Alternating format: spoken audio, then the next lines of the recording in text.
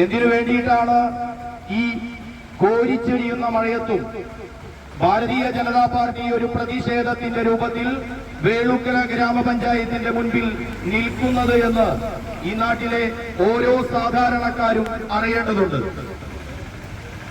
CPM-ന്റെ ഗുണ്ടാ മെമ്പറുടെ ഗുണ്ടാ വിളയാട്ടം കേവലം ഒരു ഷീജ മെമ്പറിൽ നിന്ന് തുടങ്ങിയതല്ല.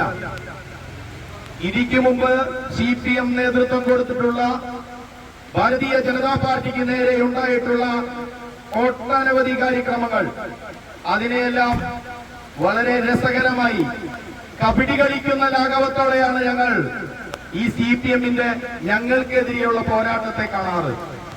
വേളുക്കരിലെ അങ്ങേയറ്റത്ത് 1-ാം വാർഡിൽ ഒരു കുട്ടി സഖാവ് ഉണ്ടായിരുന്നു, ഒരു വനിതാ കുട്ടി സഖാവ്.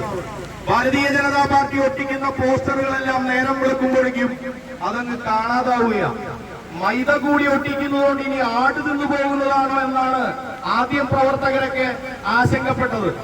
ഒരു CCTV ദൃശ്യം ഈ കമ്പ്യൂട്ടർവൽക്കരണത്തിനെതിരെ സമരം ചെയ്ത അതേ സഖാക്കളുടെ ഈ കുട്ടിത്തരം കോമാളിത്തരം പിടിക്കാൻ അതേ CCTV തന്നെ നമുക്ക് എന്ത് വേണ്ടി വന്നു?